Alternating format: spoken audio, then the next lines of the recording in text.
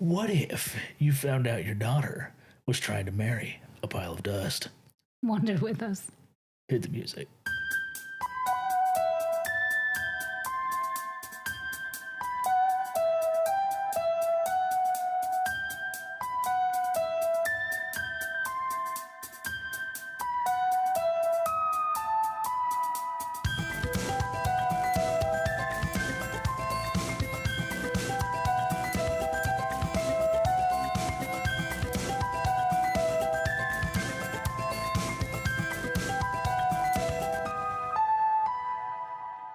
I'm Bethany.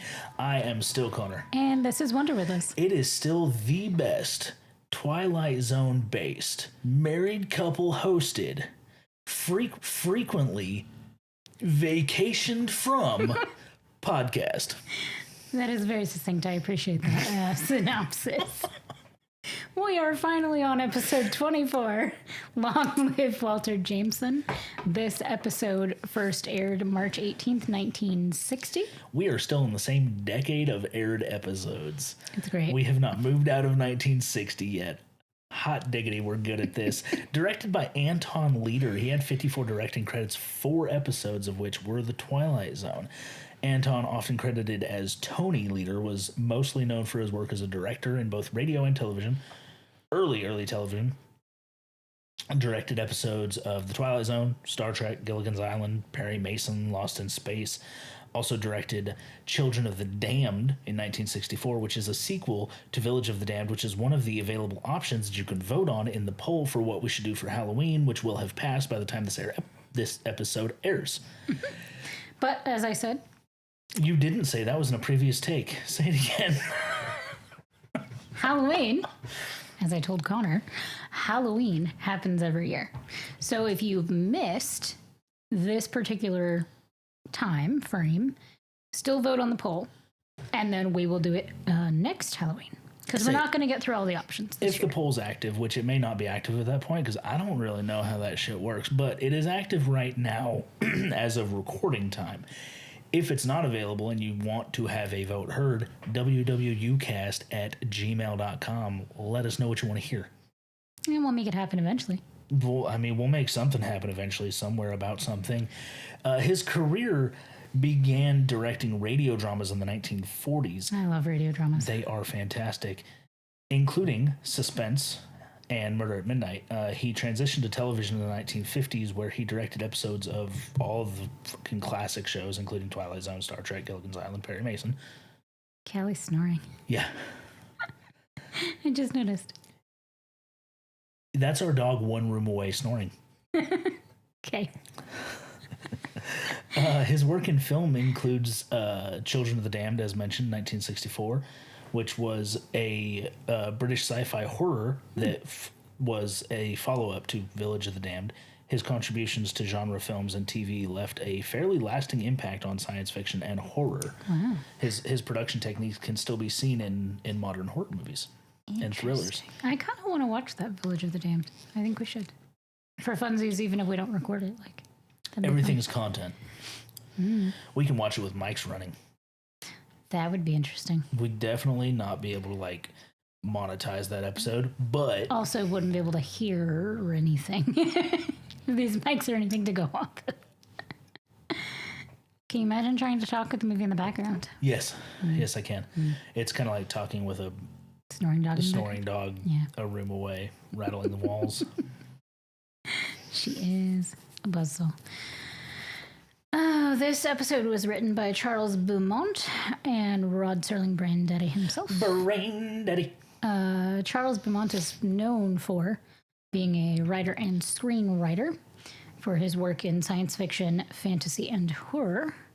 He was a key contributor to The Twilight Zone, obviously, writing and co-writing 22 episodes, including some notable ones like Perchance to Dream, which I would be willing to wager that is one of the scariest episodes of season 1 of The Twilight Zone. I did not like that. So that one's coming up, right? In the next couple episodes? Yep. Yeah, that one's going to be a fun one to talk about. I don't enjoy it. No, it's a great episode, but it's not fun to watch. These two I don't know. Printer's Devil and The Howling Man. Probably later seasons. Yep, I haven't done either of those yet. Okay, because I haven't seen any of those. I have seen Perchance to Dream, and I don't like it. Anyway, he also wrote screenplays for films such as The Intruder, 1962, directed by Roger Corman, and The Mask of the Red Death, 1964, another Corman film based on Edgar Allan Poe's work. Beaumont did have limited acting credits, but he, in the way of most good Hollywood writers and screenwriters, made a few cameo appearances in films, such as the previously mentioned Intruder, 1962, where he appeared as the character named Mr. Patton. And his primary contributions to film and TV were as a writer rather than an actor. Beaumont is mostly known for The Twilight Zone, because he helped define that eerie, like, thought-provoking tone of the show. See, I have noticed that his name regularly pops up when there's an episode that doesn't feel like a Serling. Mm-hmm. Like when there's an episode that has more of a spooky feel. A spooky or a thriller feel. Yeah. Versus Serling's episodes, and if you feel differently, feel free to say, but I feel like Serling's episodes have a very commentary about he leans more life to morality. It's very it's morals, it's identity. It's very right here, right now. This piece should have an impact in the way that all good art does. Right. Whereas I find that Beaumont's name regularly pops up when we have an episode that's got more of a thriller vibe. Yeah. And I that could be complete coincidence, but I feel like he is.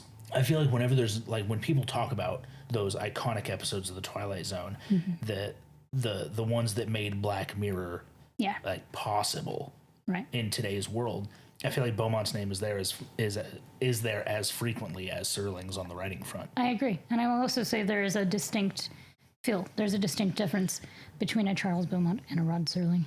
Yeah, and that's what you were saying.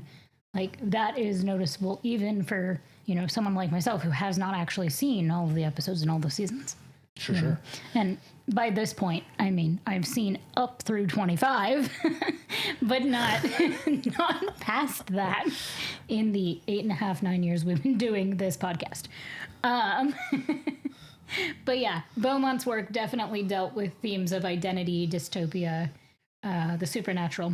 However, tragically, his career was cut short when he developed a mysterious degenerative illness in his late 30s. That's really young, even by Hollywood standards. Yeah.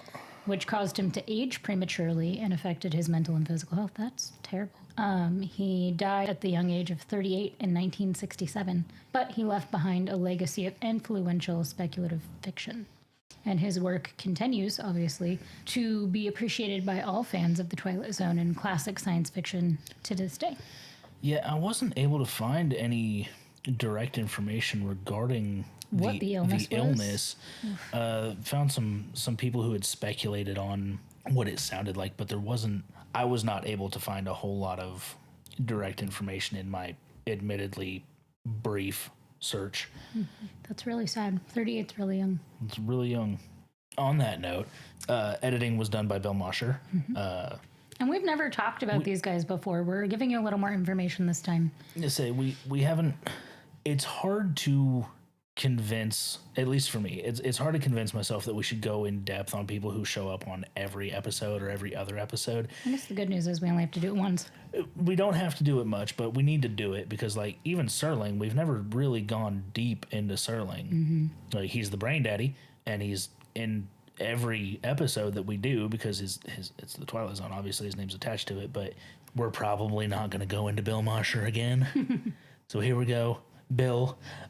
He was a prominent visual effects artist and key figure in the special effects community, particularly known for his work in the Twilight Zone.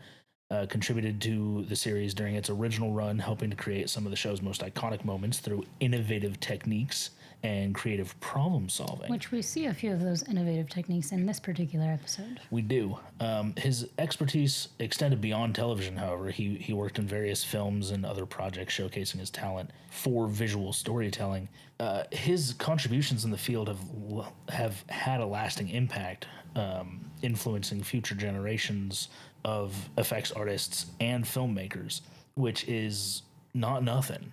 I mean, I don't know enough about visual effects and editing to really... Speak to that in its entirety. Yeah, I wouldn't know how to see somebody's work and say, "Oh, that's a mosher." Like that's a mosher For influence sure. is what that is. Yeah. I wouldn't know. I wish I did That because I'm requires fascinated by the topic, a but few film theory classes, I think. or just a deep appreciation for like deep dives on his work specifically might do it. But in general, I do wish I knew because I am fond of like. Corridor Crew on YouTube, and that everything they do is based on visual effects. Excuse me, in a more modern take. And I feel like I would appreciate finding out exactly what somebody like Bill Mosher was doing in a time before we had digital outlets for these things. Yeah. If you're familiar with, words. If you know where I can find more information, if there's somebody who's done a video or something on filmmaking in the 50s and 60s, specifically from a technical standpoint, I would be delighted to find out. Yeah. See, I'd definitely be interested. If you know where I can find information on that, I would be greatly appreciative. wwucast@gmail.com. Yeah. Or find us on Twitter. Don't find us on Twitter. We're not on Twitter. I don't know how to use Twitter. We're not on Twitter. You can find us on Instagram individually, not as a show. No, I'm not. You're not on anymore. Okay, you can find me on the gram. Don't use Facebook. Cesspit. Anyway, special effects, which need to be mentioned, particularly in this episode. Certainly. Because it's phenomenal, and we'll get into it. The special effects of this episode are credited to a Mr. William Tuttle.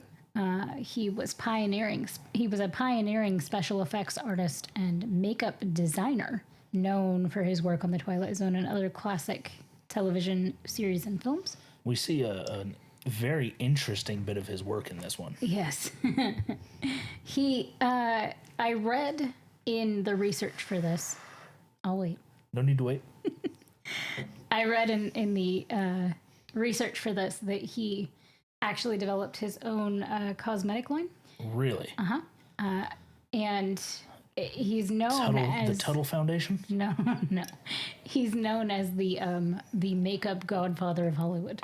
Interesting. Because when he started in the special effects makeup film, it was primarily female dominated, and he got to apprentice under one of the old time greats of old Hollywood, and from that went on to work on several different films and made a name for himself as a specific Hollywood makeup artist. And interesting. Then developed. I can't find the name of his cosmetic company now.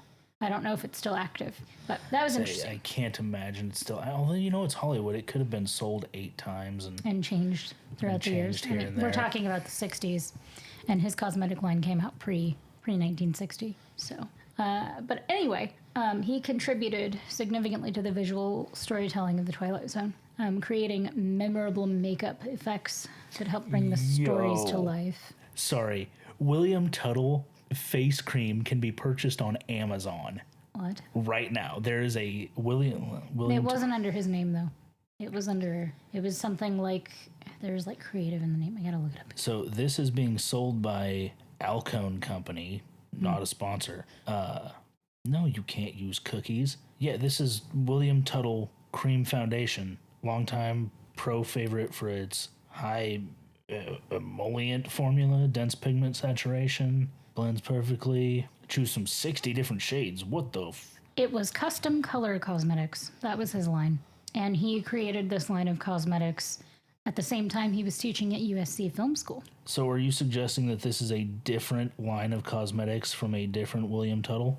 I'm just saying the one that is Sorry, what was it associated called? with him is custom color cosmetics. Okay, so the logo on this bottle is 3 C's. Huh. Maybe it is his. I'm not looking at the same thing you're looking at. I mean, I'm looking at a currently for sale $24 bottle of now extra fine translucent face powder by William Tuttle. The logo on the bottle is literally 3 C's. Yeah, well, maybe, he's definitely still around then.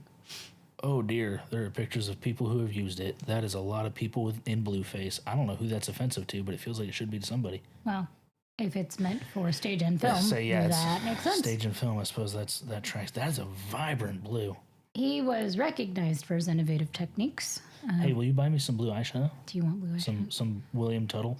Specific? I don't want to use it, but I want it on a shelf. I mean, the holidays are coming, so perhaps. Do we do Halloween gifts? We should do Halloween gifts. We've never done Halloween gifts, but why not do Halloween gifts? That'd be great. Let's do that.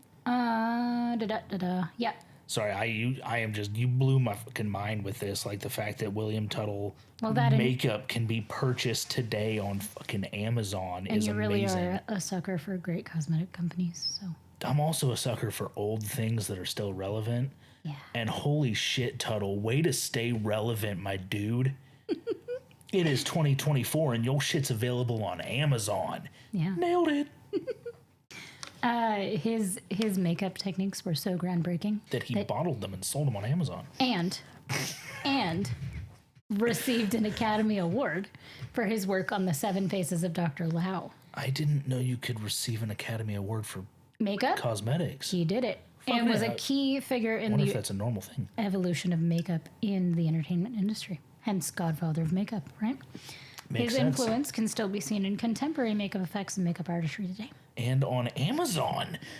Sorry, I'm absolutely bewildered. I will get you blue William Tuttle eyeshadow, and you can wear it for Halloween. Whether I use it or not, like I want the can. Got it. Like, can I see what it looks like? I want to see now. I'm curious. I have to pull it back up. I closed the page. Oh. William Tuttle Cosmetics. We're cutting out all the dead air and Callie snoring, yeah? No, absolutely not. Oh, no? No. Are you sure? Yeah. Funny, when you search William Tuttle Cosmetics, along with William Tuttle Cosmetics comes Manic Panic. Great. The hair brand? The hair brand? Yeah. I don't have any reason to believe that there is any affiliation, but it's come up every time I've searched it now, and it is always the Goth White Cream to Powder Foundation by Manic Panic that shows up. Stage makeup. Which feels appropriate. I don't know how to show you this. Oh God. No, I need a picture of the side of the bottle, not just the color. I know it's blue. There is really so much more I could say about Mr. William Tuttle. Like the fact that he quit school at like 14 to take care of his mom and his brother. And interesting. So because he didn't graduate, he eventually at 18 made his way to Hollywood. And that is where he started apprenticing. I know this is out of order of the way I usually do these kind of rundowns, but I did fall down a very deep rabbit hole because I was like, oh, he's the godfather of makeup. I should probably know a couple more things about him. And that was some of his early life and how he made his way to Hollywood to become, well, very well known now. Yeah, that's interesting. It's not abnormal to come across the stories of people who had some kind of hardship early on and then wound up in Hollywood after or even because of it, but it's always nice to hear. And I wanted to mention too, this was early in the 1900s. Like he was born in 1911. So he was doing all of this like pre-1930s. So to be like a makeup artist of his caliber in like pre-1930s America. Right, it's not nothing. So there's your William Tuttle. Oh, that is very green. Okay. It's literally just like whatever it is, the color of it by William Tuttle with the 3C's logo on the left-hand side. Huh. Wow. Like the logo on every bottle looks exactly like that, like it was stamped in 1930. That's amazing. I really like that. And they're sold out of fucking all of it. I believe it. Like the only thing left is like pale beige, whatever the hell that is. The stagiest of stage makeups.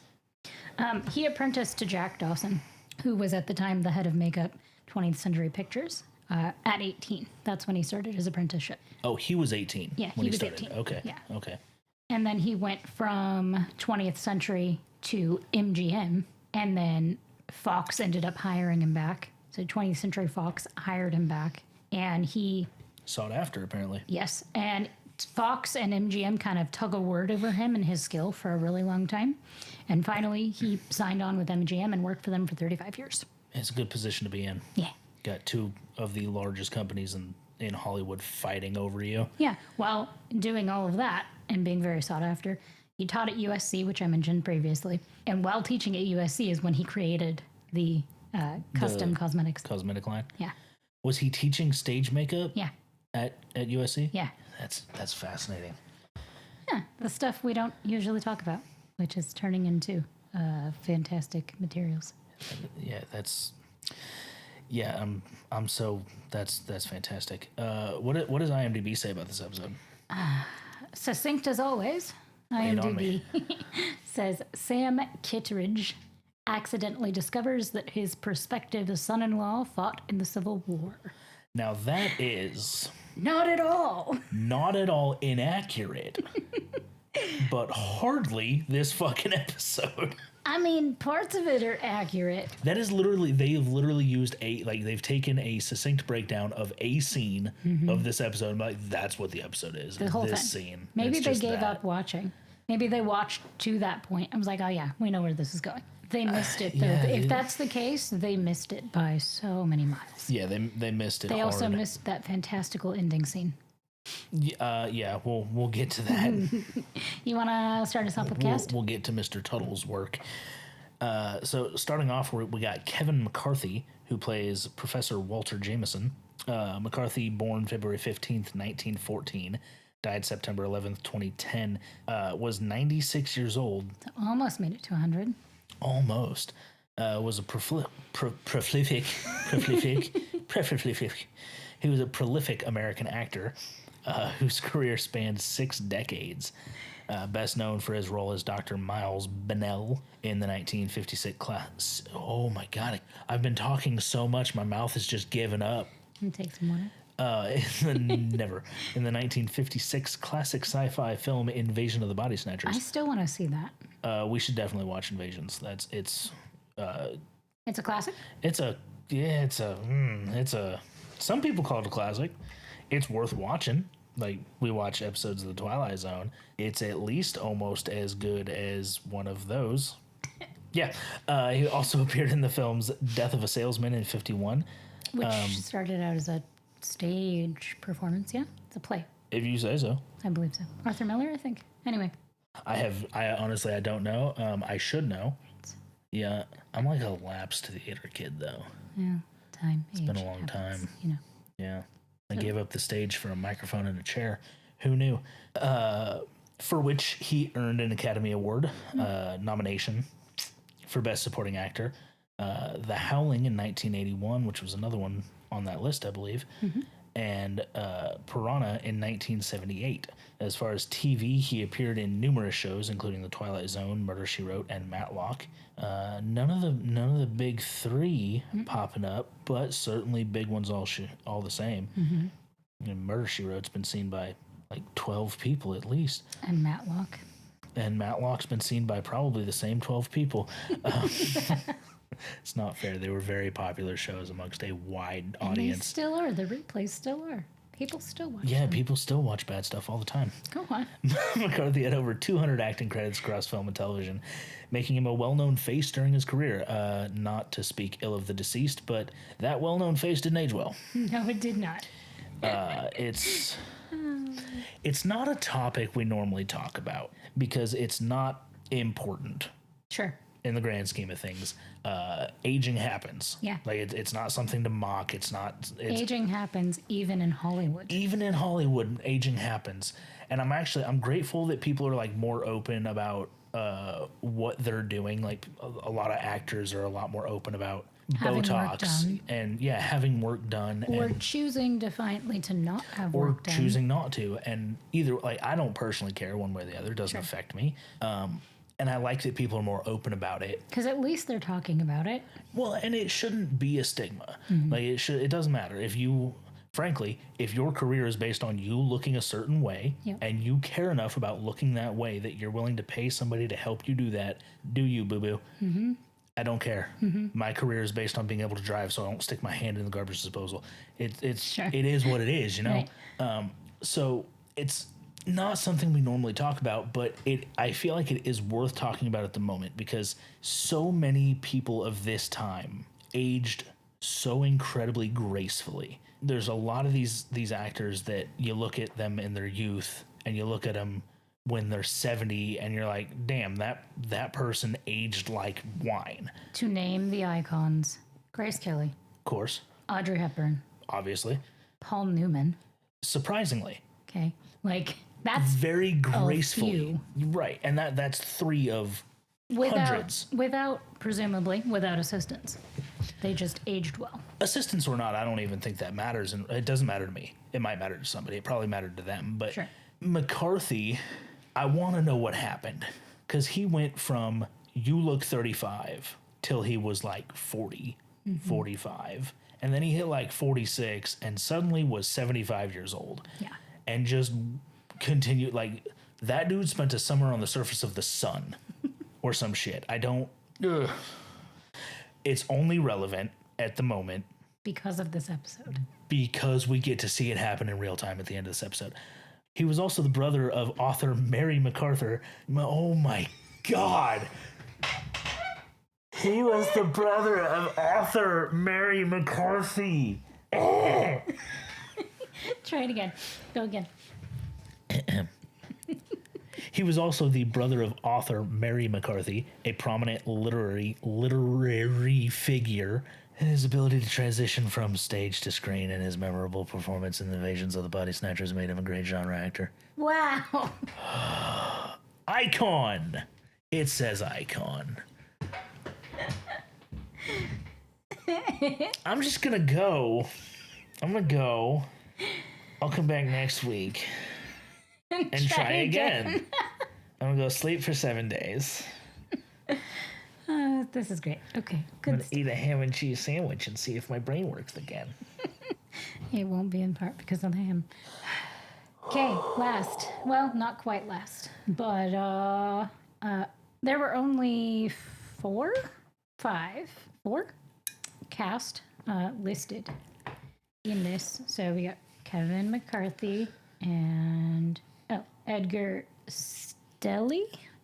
It's French. I don't know. My guess would be Stelly. I also wouldn't assume French. He was born in France, though. Well, of course it's French. You can just look at it and tell it's French. It looks Italian to me. I was gonna guess Italian. And then Dodie Heath. That's what, 3, and then the ex-wife. Estelle Winwood. Yeah.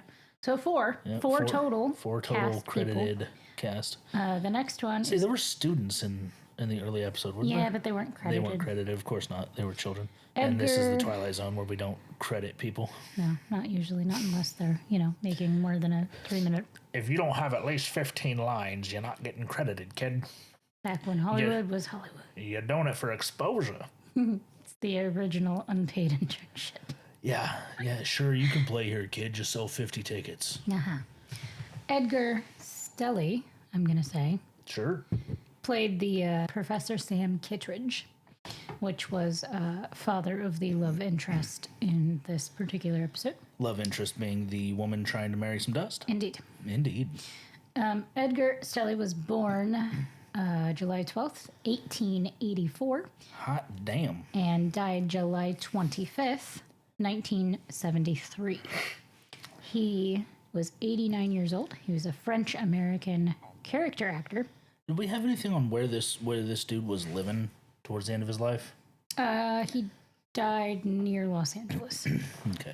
I was curious if he was one that stayed in California or if he... Yeah, I think he's one of those that migrated over because he was born like somewhere in France. I don't pronounce French names well, so I'm not going to say where. But in France, he was born in 1884, came over to Hollywood in his early teens, and just kind of stayed there and made a name for himself. I was surprised to find out that he was French by birth. Yeah. Because his American accent was Yeah. there was nothing about it. There was no mention of a dialect coach because I don't know if that was a thing. I assume that something Maybe it was akin just to it existed. the but fact that he got into film super early upon arrival here and just worked through it to the point that he could mask it, because you're right, no detectable accent. And I think I mentioned that when we were watching it. It was like, wow, he has no accent. None. And I mean, it's not abnormal for an actor to learn an accent that isn't their first language Especially accent. when you're trying on different characters multiple times. And everybody back then was a character actor of some sort. Because radio. So the fact that he was able to do a unmistakable American accent specifically is not abnormal, but it was impressive. Yeah. Because there's no hint. There's nothing. Yeah. And it wasn't even that like transatlantic or like pan-American accent. that No, was common of like the 30s and 40s radio Yeah, no, it was very like I've lived here. on the East Coast and then I moved to the West Coast and lost my anger. Yeah. Yeah. Anyway, his career spanned over 60 years. He's best remembered for his role in The Brothers Karamazov, bless you, 1958. 4D Man that's the letter 4, or the number 4 and the letter D, Man, 1959. And I Want to Live, 1958. On television, he was a frequent guest star, often appearing in shows, Twilight Zone, Barry Mason, and so on. He had 150 acting credits in his span of career.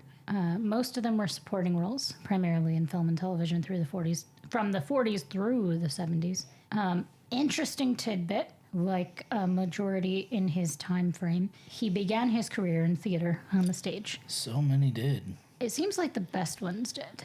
The ones that have the longest standing careers started in stage. And you see that, even in modern films, a lot of the actors started in stage and moved their way on. I would argue a lot of them are also find their way to stage after they've been acting. And I think it's a remarkable thing. To go from film to stage? So to go from film to stage, because it's a different world. It's a completely, like, it may be the same quote unquote craft, Sure. but it's a different world. Well, and it's in real time versus being filmed and edited.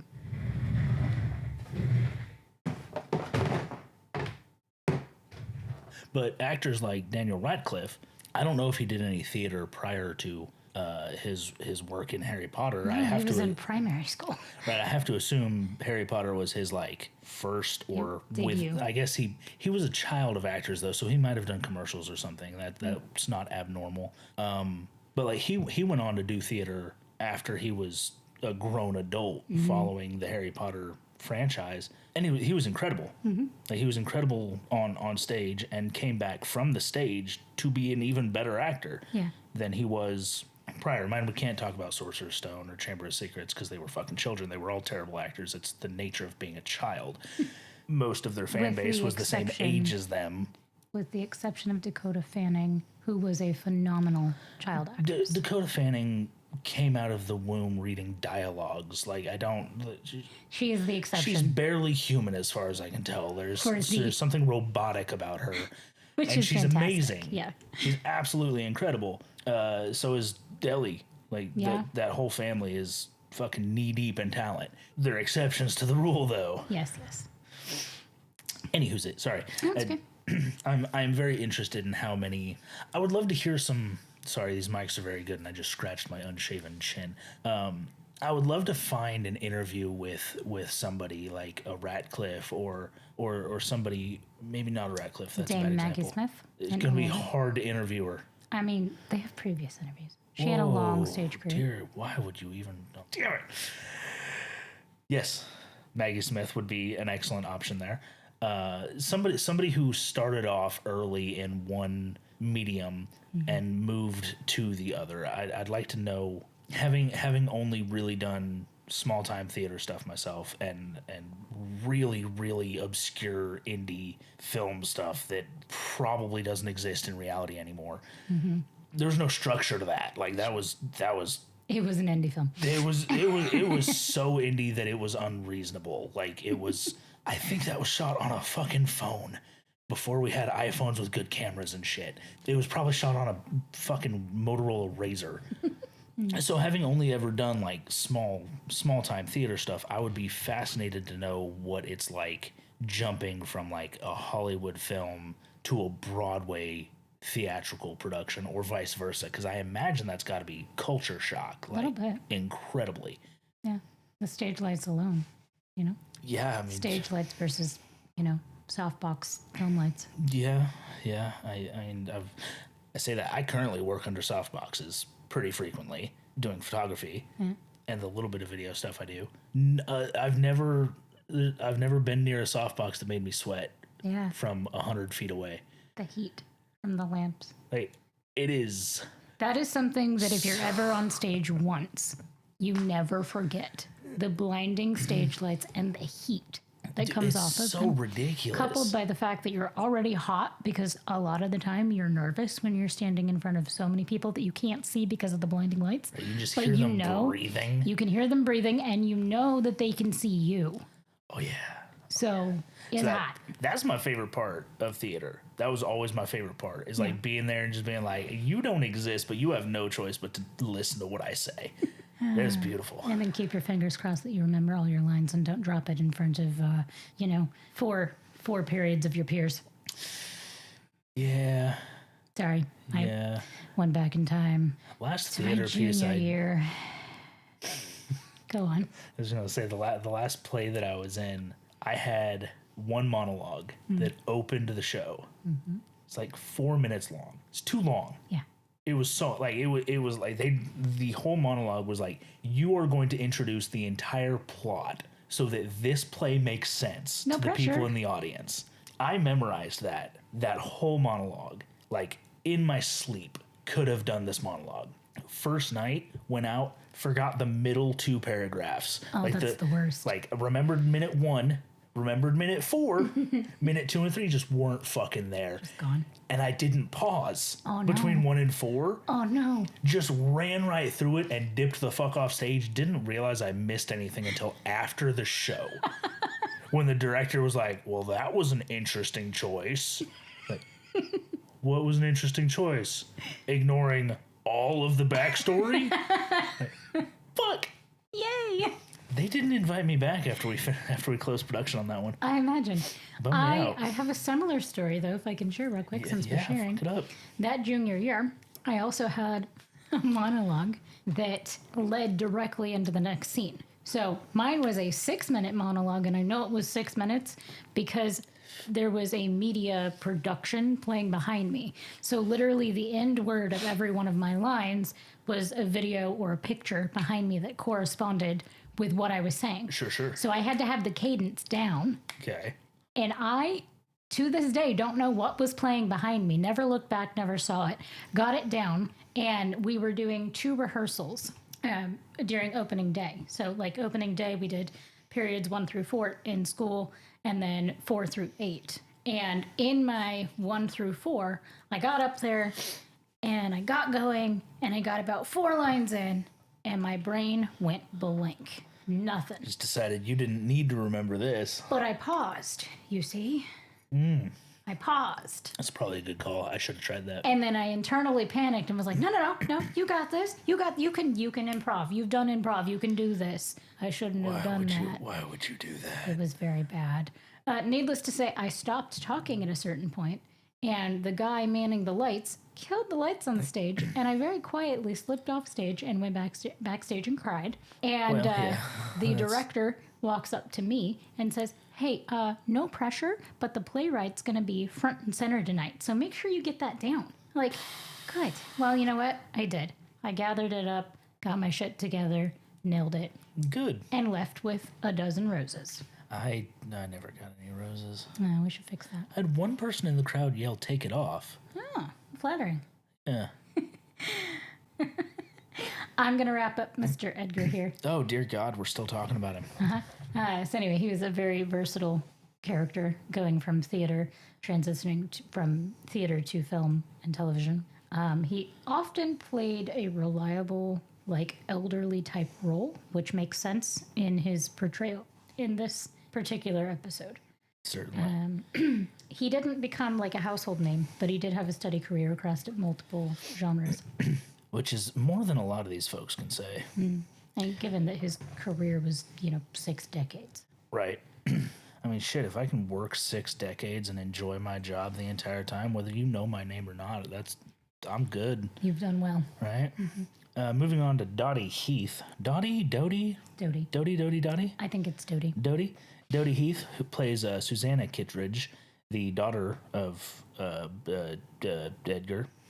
Edgar's character. The daughter of Dad.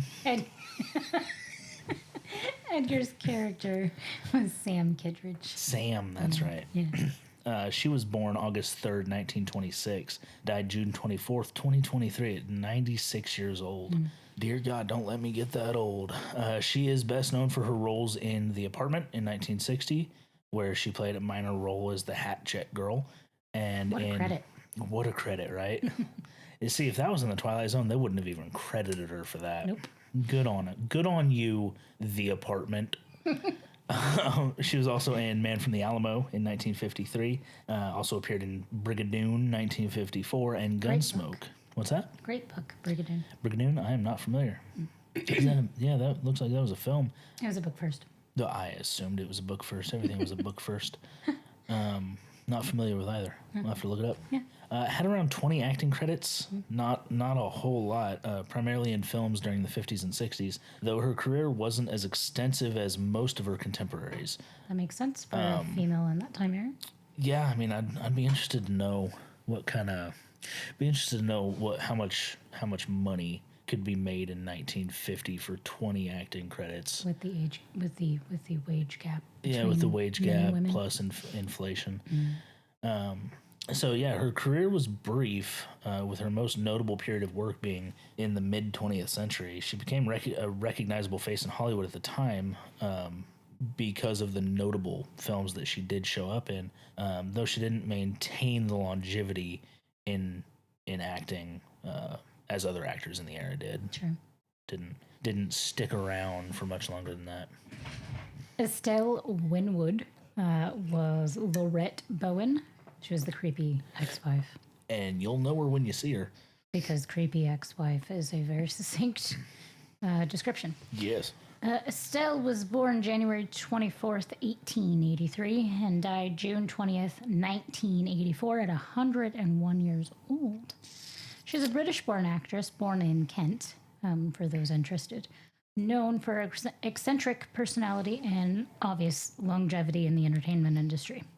She's remembered for her role as Aunt Hilda in Bewitched and as an often guest in The Twilight Zone. I didn't even recognize her. I've not seen Bewitched, so I wouldn't know. You should. You would. Enjoy it? You might enjoy it. I don't know. Fair enough. We're starting our Bewitched podcast next week. Tune in for that. She also appeared in the film The Misfits, named after the band? Not. 1961? No way. Okay. Alongside Marilyn Monroe, probably not. I said that like I know, but I'm fairly confident. Murder by Death, very, very succinct title, in 1976. I feel like that was potentially a marijuana-fueled choice. Murdered by Death? I'm going to have to look that up, because that is such an atrocious damn name. While you're looking things up, Winwood had more than 70 acting credits spanning stage, film, and television. She was a very active performer well even into her 90s. Some interesting tidbits about her. I assume she was 100 years old during this episode of The Twilight Zone, just based on her face. Oh no, that's the best part. She was only 77. And Sam was 75. Sam looks a full 2 decades younger than her in this episode. And they're literally... Okay, hang on. Let me back up a little bit. She was born in 1883. And Sam... Where is Sam? Sam. He's the first one. Edgar, not Sam. Shit, second one. He was born 1884. So he was actually born a year earlier than her. So I had that wrong. So, but I was going to say that math doesn't work. that math didn't math.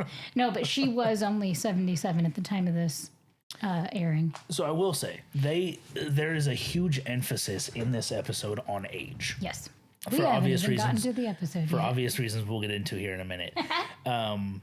There's a huge emphasis in this episode on age, and because of that, her character is lit in the harshest manner I have ever seen. Like, they light her in a way that... from underneath. It's like from underneath at 45. So accentuating all the shadows. All of the wrinkles, any mark, any blemish of any kind is accentuated by the lighting on her. And added extra stage makeup. I assume as well, yeah, because it's a very useful use. It's a very good use of lighting. It's a purposeful use. It is purposeful, but it was also effective. Yeah. Use of lighting, because it really does. Her and our main character, whose name I have already forgotten. Mr. McCarthy. McCarthy. Once McCarthy is in the makeup that we'll discuss later, they did the same thing to him. Kevin McCarthy. I think his mom left him home alone once. I was waiting for that. I've been waiting for that patiently. Kevin. They did the same thing to him with very harsh lighting to accentuate in his case, all makeup. Yes. And it's done very well. It's done very well. So there's such an emphasis put on age in this episode. Yeah. Hence even the title. Hence the title, as well as, watch the episode. Holy shit. Speaking of which, how long has it been since we did that? If you're listening to this and not watching, watch the episodes. They're free on Prime with the world's most atrocious ads.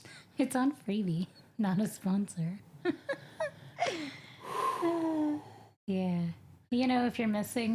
If you're feeling a little nostalgic for the early aughts and the late 90s, where you actually had to sit through every commercial, before, you had the massive race to run to the bathroom and then get back to the living room to watch the show, before the episode or before the commercial was time. over. I'll go do 4 dishes by the end of this episode. I'll have done them all.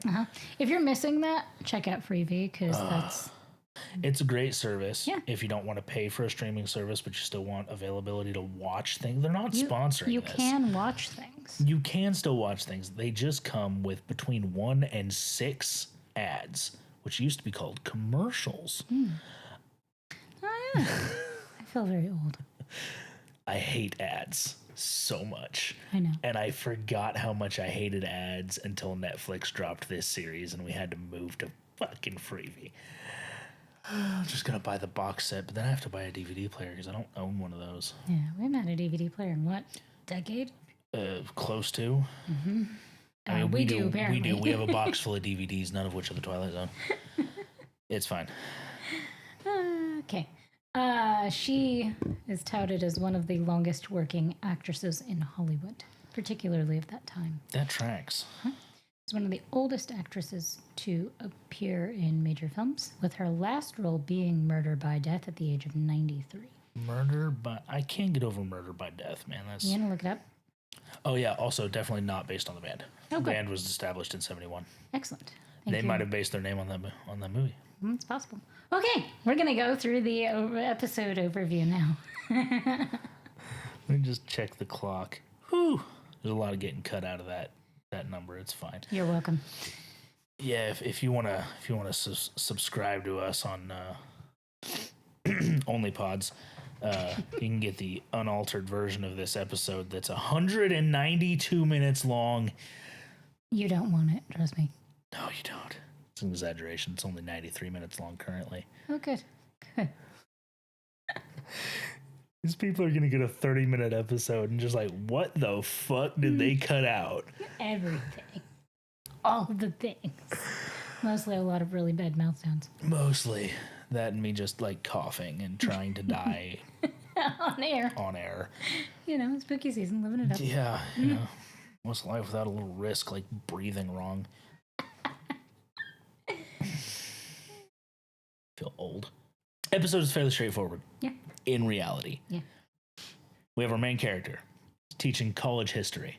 He's holding a class on the Civil War when another professor, the father of our main character's prospective bride-to-be, But we don't know that until after the open. we'll find that out later, sits in for a part of this class, comes in with questions, they talk.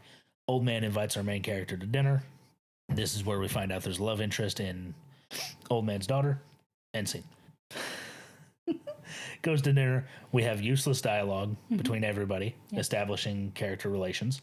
Lots of very nostalgic ribbing over who's doing the cooking. Indeed, because hers is terrible, but his is worse. And we're going to sleep in 2 twin beds. It's all very enjoyable and of the very time. 1960. Yeah. Dad, suspicious of our main character. Sam is dead. Sam is dad. I'm never going to remember all of their names. It's fine. What's our main character's name? Walter. Sam, dad, suspicious of Walter, pulls out a book with a picture of a Civil War soldier and a magnifying glass, and we get a very blurry shot of Walter. Blurry initially, but it becomes clear. They clear it up in the Visual second effects. time we see it. The first time, it's quite literally, we're looking through a magnifying glass at the picture. It's blurry as hell. It's obviously Walter. No mistaking that. No mistaking it. It's Walter. He's in a Civil War uniform.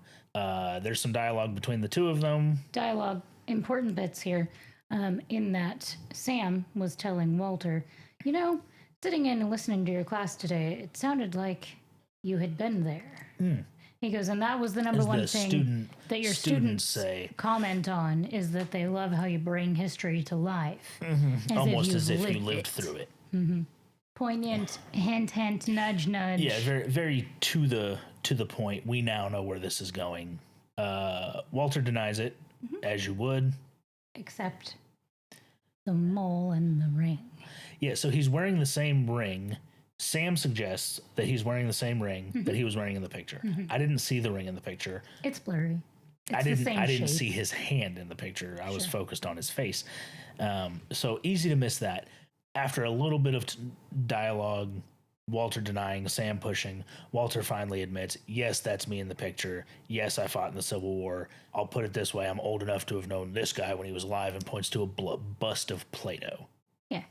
Well, I really liked that reveal part, because after they have this and he's denying it, and finally was like, yes, that was me. He sits back, and Sam looks at Walter point blank and is like, how old are you? And then Walter gets up, walks to the bust of Plato that we only see from the back. Excuse me, Plato, not Plato. No, it's a bust of a squishy toy. Comes in a yellow tub. Yes, and smells amazing. He points to the bust of Plato and says, What if I were to tell you that I'm old enough to know this guy personally, to have spoken with him? He goes, why, that was over 2,000 years ago. Thank you for that. And then you kind of see the breakdown of Sam, who is arguably appears to be much older, significantly older than Walter. Yes. Because in this, what we're seeing, as far as their characters go, Walter looks, and there's some dialogue about his actual age on his application, and that was over a decade ago, and he doesn't look like he's aged at all. So I'm unclear. He's somewhere between like 35 and 41. So he says that he's in his 30s when the first time Sam asks him how old he is. He says he's going to be 30 something on his birthday. Sam points out that he was 30 something when he applied, and that would make him 53 or some shit. And he says, well, fine, I guess I'm 53. He's very nonchalant about not knowing how old he should be. Which, if he is in fact over 2,000 years old, that makes sense. Yeah, it makes sense. Why would you keep like track? Trying to remember a password you set up for a website that you used 10 years ago and never touched again. Yeah. You Or may song or may lyrics not. where the melody is just stuck in your head and you can't remember what the song is called. Something like that. It's Anyway, called Chandelier. At least for me, that's the one. That's always the one. that's great. It's always Puddles. Man, haunts my dreams. Anyway, so they have this chit chat about his age or his possible age. And then Sam goes into very ardently, what's the secret? I'm old and I don't want to die, or I'm old and I'm afraid of dying. How do you avoid death? Then it goes back to that whole humanistic dialogue of humans trying from the beginning of time to figure out a way to defeat death and being unable to do that. Except here we have Walter Jameson, who clearly has.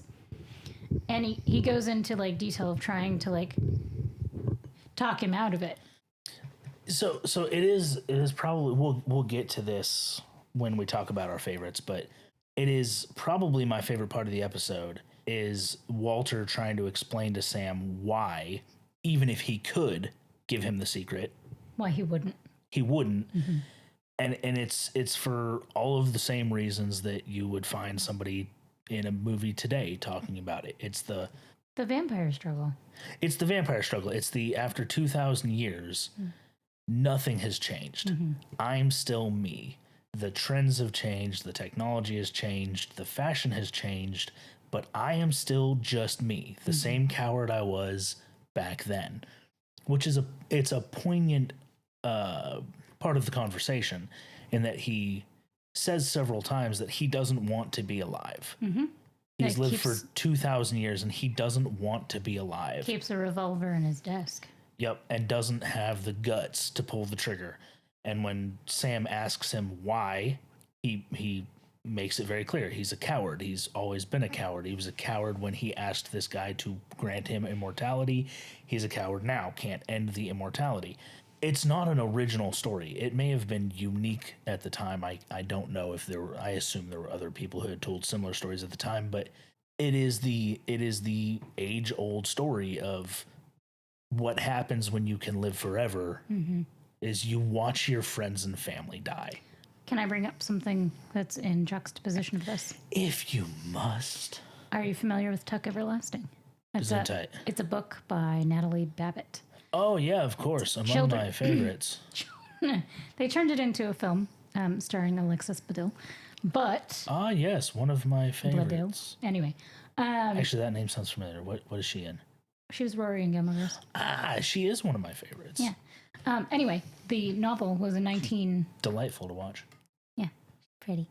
1975 children's novel. Basically, it's this family called the Tucks. There's 4 of them, mom, dad, 2 sons. And they are in, like, turn of the century America, right? So 18 into 19th century. Homesteading, sort of. And in their travels, the migrating west, or maybe it was east, I don't know which way they went, but... most of them were going west. Right, but I think they were settled in mid-America and went east, I think is how that worked. Anyway, point being, in their travels, they find this mysterious spring, and they're all hot and thirsty from travel, so they drink from the spring. And then they begin to notice, as the years go by, none of them age, and none of them can get hurt. Like, they go into huge, massive dialogue about the oldest son falling 50 feet from a tree and landing on his neck and not being damaged. Like, so there's this whole thing, and then this girl wanders into their part of the woods, finds the stream, and the youngest son, this is more in the film than it is in the book, but the youngest son, like, stops her because she's running her hand through the stream and is getting ready to drink from it, and he all but tackles her, and that's how they meet. This is a great movie. You need to watch it. And, like, tells her, no, you don't want to drink that. It's poisoned. And it goes into this long explanation of, like, why she should not drink from it and doesn't mention the age thing. Well, as they get close, she gets integrated sort of into their family and gets to see kind of how it works. There's a beautiful dialogue between the dad and Alexis's character in the film about that. About, you think it's great because you're young. You think it's a beautiful thing to live forever. And especially because they're in this newfound young love, right? And she's like, but if I drink from the spring, then I can live with you and be forever and we'll love each other forever, blah, blah. And he's like, no. Like, the tough realities of life, like, you don't want this. And that is essentially what Walter says to Sam. Like, where would you stop? Like, the human aim to stop the aging process, like, that greed for time, essentially, doesn't end. Like, when would you stop it? Would you stop it at 30? Would you stop it now when you're old and sick and know that you're not going to get better, but you're also not going to die? Like, same idea. Anyway, thank you for indulging me in that tangent. It's a great movie. You should watch it. Yeah, I mean, it sounds like a good movie. It sounds like something I would enjoy. But that is the the age-old point of the immortality argument. Mm-hmm. Being somebody who has found it, trying to convince the world that it's not as great as it seems, and the rest of the world being like, nah, you're full of shit. Of course it's as great as it seems. Right. It's immortality. I do appreciate that in this one, they didn't take a indestructible... It's not immortality. Right. It's not aging. Right. They're not the same thing. Right. They're very different. Walter makes it clear that some people just go through their life without ever having broken a bone or ever seeing a doctor. Mm-hmm. He had been close to death several times, just never fully died. Right. There's never an implication that he can't die. The implication is very much that he could. Yeah. If he had the cojones to pull the trigger. Right. Or was killed. But he has just by happenstance managed to avoid it for 2,000 plus years. That's such a long time. I wouldn't know. 30 seems... like it's taken a lifetime so far. No comment. And it's an interesting dialogue that they have it's true. On the topic. That is also brought out by Estelle's character. the old not I almost called her widow. She thought she was. She was technically Well, eventually, but spoilers. but Lorette Bowen, who was the ex-wife The of most Walter. recent ex-wife of Walter. So he goes into his office where the revolver is in his desk, right? Real quick. Sam tells him he can't marry his daughter because Sam doesn't want his daughter to deal with going through aging and then eventually being left behind by somebody who has to protect themselves because nobody can know that he doesn't age. Walter has admitted he's been married several times, had several families, had to leave them all behind because they aged and he didn't. Sam makes it clear he's not okay with that. You're not marrying my daughter. Naturally, that's when the daughter walks in. Right. Big fight. Walter pulls the shittiest move of his character in this moment when he informs his prospective future wife, fiance, that her father thinks he's too old for her and nothing else is going on, so they should go get married tonight. Yep. They're leaving in 20 minutes. He's going to come back to pick her up in 20 minutes. So pack your nicest things and be ready by the door. And it's kind of a jarring moment. Yeah. Because up to this point, Walter does not seem like a bad person. He has called himself a coward because he's unable to kill himself. And he's left and purportedly broken the hearts of many women throughout the years. He knew that Susanna was falling in love with him. But by the time he tried to stop it, it was too late. Because he would then loved her too, meaning he didn't stop it. Right. And this is really the only... I feel like I say something to this effect in every episode. There's not enough time in an episode of an episodic television series to delve into to really do deep dives on character backgrounds. But it's very jarring to have what is otherwise, up to this point, a fairly likable character who thought he wanted something, managed to get it, and now regrets that decision. You kind of start to feel bad for him until they point out that apparently this dude has spent the last 2,000 years falling in love with people falling in love with him, potentially starting families with these people, and then disappearing because he has to, because he doesn't age. And oh God, what are you going to do in that case? He immediately becomes the villain. He immediately becomes just an asshole, and then chooses to perpetuate this problem by disregarding what the dad has to say and Susanna's feelings in general, and is doing this knight in shining armor routine. Right, because I have to. I have to be with her. I'm in love with her. Selfish. I can't say he's a selfish fuck. And it becomes so plain so quickly that it's very jarring. Yeah. In the moment. Yeah. You definitely see him in a completely different light. Very quickly. Sorry, you were saying, because he then goes to his office to so seemingly pack up. They need to cool off, I assume. He goes to his office, and as he's sitting there, the stage spotlight pops on this old woman who just appears. This is after he removes the aforementioned revolver from the desk. And looking at it, sitting it on the desk. Considers shooting himself in that moment and can't make himself do it. Which is not exactly a redeeming quality. No, not at this point. 100% cowardice. Not at this point. He becomes much more despicable as we go on. In a very short period of time. You see spotlight on Estelle, who's Lorette in this the most recent ex, who is just this this extremely elderly woman. A handbag of a woman.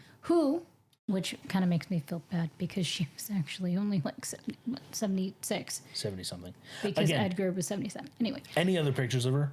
She looks fine for her age. Sure. The lighting in this episode makes her look like an old saddle. Yeah, it's a fantastic combination of the music or the makeup and the lighting. The sound design is also not bad. Yeah. It doesn't add anything in the way that a bit of jump scary orchestral stuff. Very suspenseful. Very good. Anyway, point being, and she just says, "Hello, Tommy," and walks creepily to his desk. I'm sorry, ma'am. I think you have me mistaken for somebody else. Classic line. Don't do that. Sorry, I was adjusting my dentures. You're talking about things that make your teeth itch. Anyway, And he goes on this whole thing of, I'm sorry, you must have me mistaken for somebody else. And My name's Walter. and I don't have a wife, blah, blah, blah. She goes, don't you recognize me, Tommy? You once said I have the most beautiful eyes in the world. Think hard. It's so clear immediately that he knows exactly who this woman is. He's still playing it off, though, because he's a dirtbag. He's a dirtbag who knows that if he's honest in this moment, he's cooked. Yeah.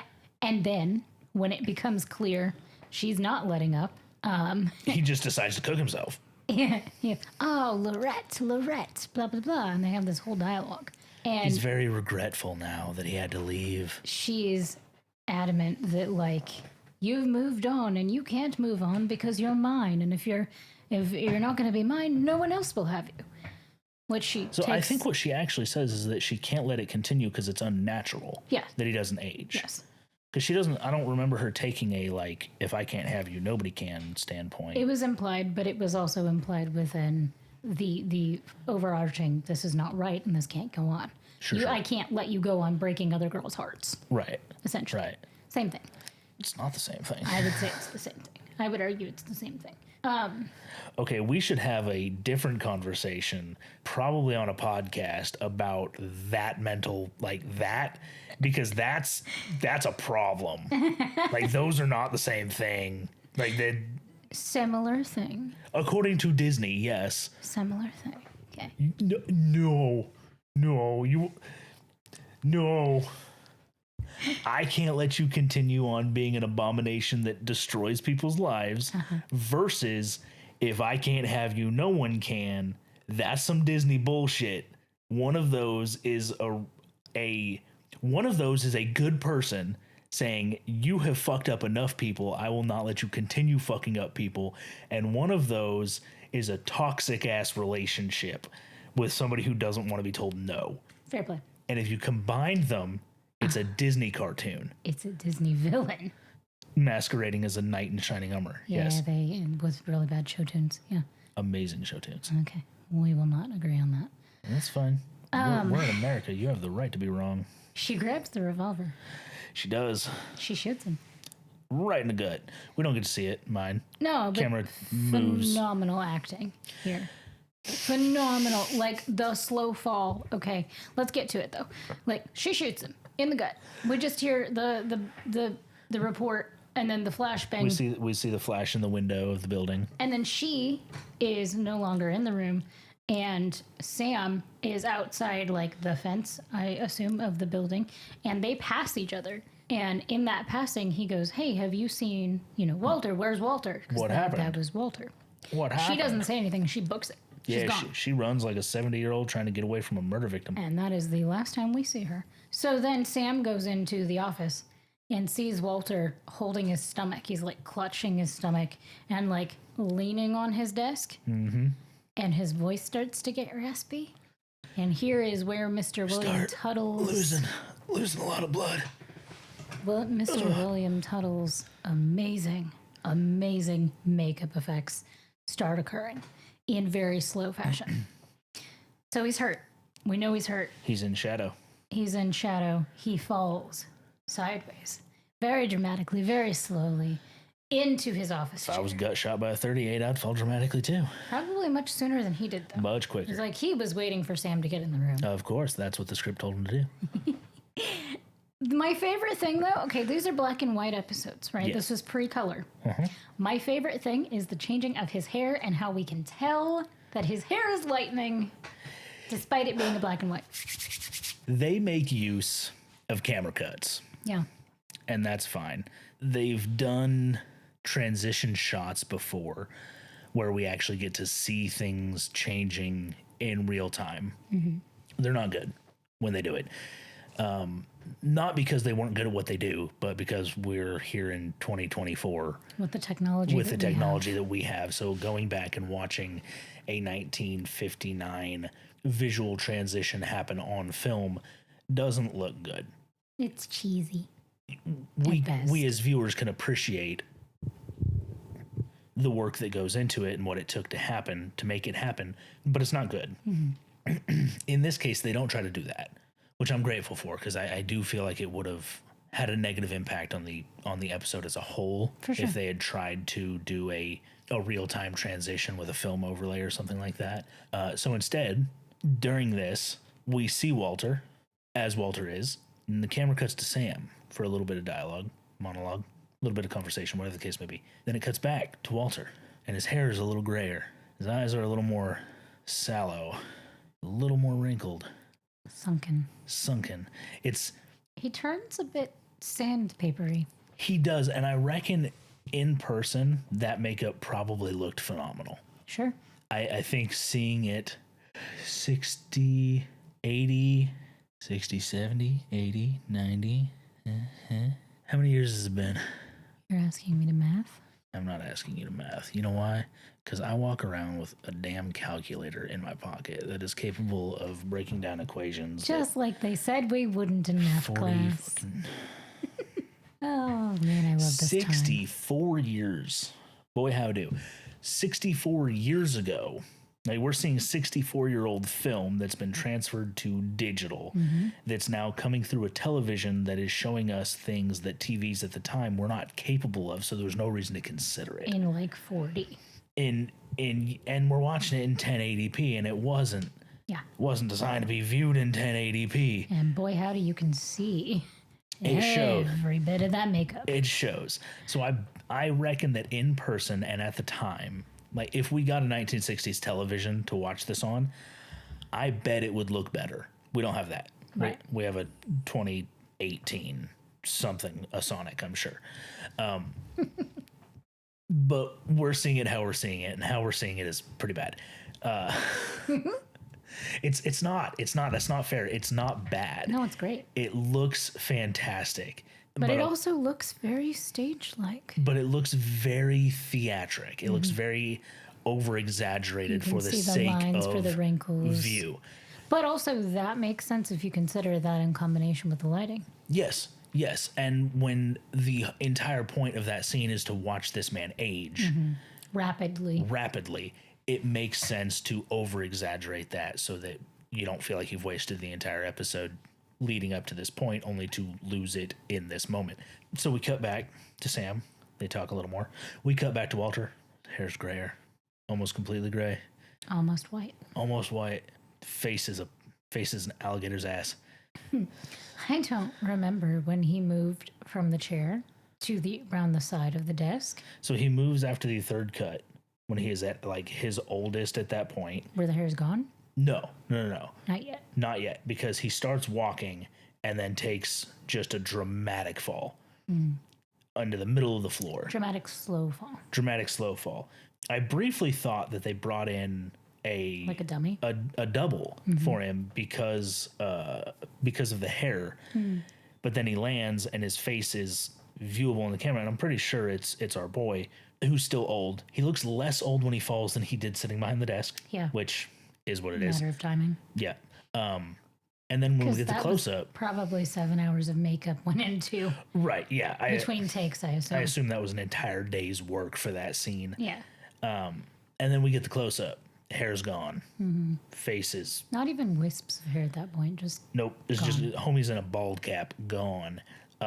And his face is an old onion bag at this point. Like, just eyes are super sunken in. Yo. He's halfway to skull, man. He's got wrinkles on his forehead that are connected to his chin. His upper lip is so wrinkly it looks like a mustache. It's real bad. They accomplished exactly what they were trying to do. Oh, but his acting though, can I just real quick in this whole no, you can't talk on your podcast. This whole falling like transition that occurs when Walter finally hits the ground. Kevin McCarthy's acting. Okay, he is now suddenly breathing as though he's been alive for 2,000 years.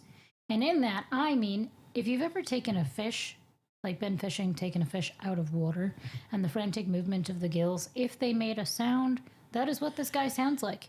This dude is breathing like his lungs are full of, like, dust. Egyptian sand. Yeah. Like, it is... And you get a full... so ragged. Like, 15 seconds of him just breathing rapidly. And then he dies. Thanks. Then he's dead. And becomes a dead guy on the floor. Powder. Not yet. We don't see that yet. Dust. Because we don't see that until his fiance shows up. No. Go on. This is true. That's true. Fiance shows up. Yeah. Dad tries to keep her out. She barges in to find a pile of clothes. Where's Walter? And then? Where's Walter? And then? Just clothes? Just clothes? Dad. What's that on the ground? What's that on the ground? And he turns. It's Walter on the ground, folks. It's Walter. Walter's Remains. He's aged a little more. Just a smidge. There's a pile of dust where his body used to be. Except it's definitely flour. So I understand the logistics of why they did it the way they did it. It's definitely flour. Whatever it is, it's where his head was. Uh-huh. It's where his hands were. Uh-huh. It's where his ankles were. Uh-huh. In between the socks, even. However, there's no dust in his clothes. Yeah. His clothes are flat. Well done, y'all. His hand is 3D. His head is 3D. His ankles are 3D.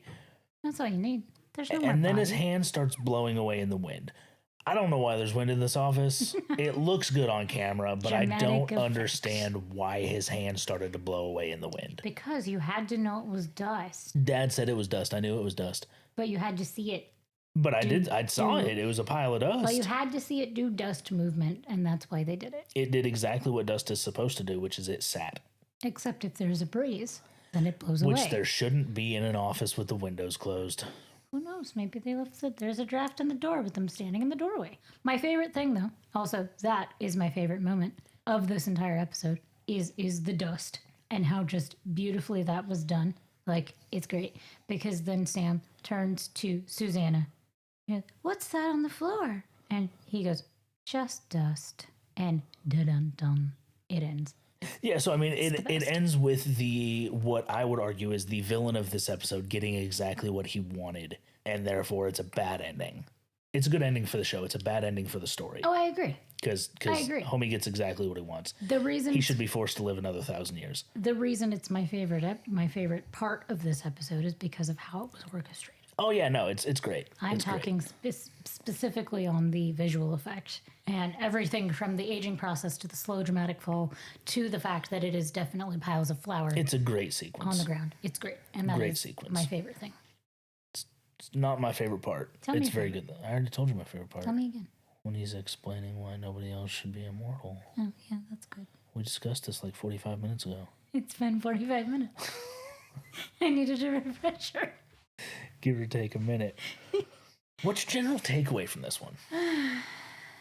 Man's folly in the always seeking out ways to beat death. And we see that turn bad here. We do. To be fair though, in every way it's portrayed, the immortal person is like tortured. Yeah, it's I don't know that I could name a single piece of film or television or literature book or literature I don't know that I could name a single piece of work where becoming an immortal ends up being a good thing. Especially if you're human to begin with. Yes. Because there are exceptions. Of course. October Day works out for her so far. So far. We're still waiting on that book. Can't be long now. Shannon, the fuck's taking so long? We just need it. Anyway. It is almost never a good thing. I'd love to see something or read something where somebody manages immortality and doesn't fuck up their own life. Because this is our second episode of the Twilight Zone where immortality is granted and the person fucks it up. Yeah. We haven't gotten to that one yet, have we? Yeah. Dude that asks the devil to let him live forever and then kills his wife and winds up in jail and begs the devil to kill him. That was an early episode. I don't remember. I need a list. Pull it up. Escape Clause, episode 6. Yeah, that's why I didn't remember. It was so long ago. This is 6.5 years ago. All right. Yes, okay, go on. It's our second time dealing with a story in which immortality is granted by some being or another. And it turns out to be the biggest regret of the character's life. And that is a regularly told story. And no doubt we'll see more episodes in the future, I assume.